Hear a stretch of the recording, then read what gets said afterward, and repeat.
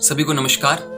और एक प्रेरक प्रसंग मैं आपके सामने प्रस्तुत करना चाहूँगा और आशा करूँगा कि उस प्रसंग से आप जरूर प्रेरणा लें और अपने जीवन में इस प्रसंग को या इस कहानी को जरूर उतारें। तो सुनिएगा मेरी कहानी, आनंद लीजिएगा और उस कहानी पर मनन जरूर करिएगा कि वास्तव में ये कहानी हमारे जीवन के लिए कितनी प्रेरणादायी है। तो होता है ऐसा, एक व्यापारी था और भगवान में उसकी बड़ी आस्था थी।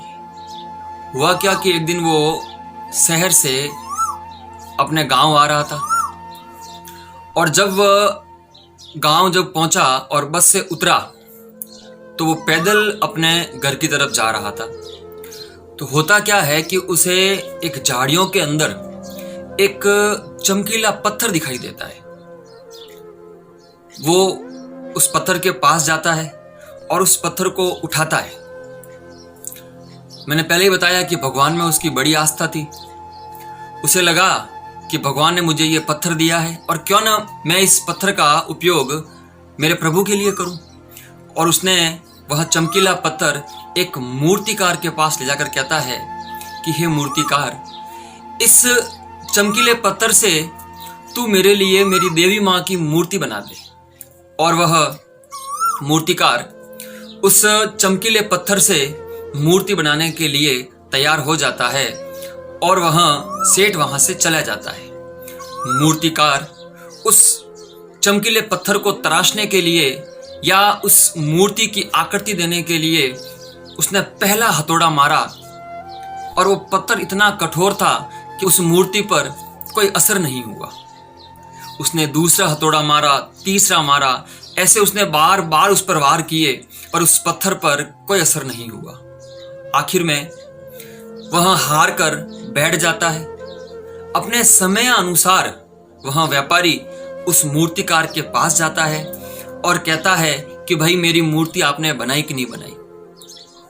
वो मूर्तिकार कहता है, सेठ मैंने बहुत मेहनत की, मैंने बहुत प्रयास किया पर यह पत्थर मेरे से टूट नहीं पाया और जब ये टूट नहीं पाया तो मैं मूर्ति कैसे बनाऊंगा।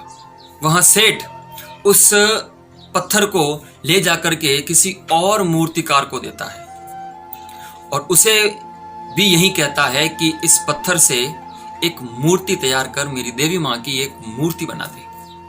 उस सेठ के सामने ही वह दूसरा मूर्तिकार उस पत्थर के ऊपर एक बार हथौड़े से चोट मारता है और उस पत्थर के टुकड़े हो जाते हैं। जहां से उसको तोड़ना होता है वहीं से टूट जाता है। और फिर वो सेठ मन ही मन सोचता है उस पहले मूर्तिकार के बारे में कि उस मूर्तिकार ने 99% उस बंदे ने मेहनत करी पर वह आखिरी समय वह मूर्तिकार हार गया और 99% उसकी मेहनत थी और इस दूसरे मूर्तिकार ने सिर्फ 1% मेहनत की और उसका यह काम हो गया। तो कहने का मतलब यह है कि हमें आखिरी उम्मीद तक हम लोगों को मेहनत करनी चाहिए। बहुत बार ऐसा होता है कि हम जब कोई प्रश्न मिलाते हैं या किसी चीज को याद करते हैं तो वह नहीं हो पाता है तो हम उसको छोड़ देते हैं, हम उम्मीद हार जाते हैं, हम आशा हार जाते हैं।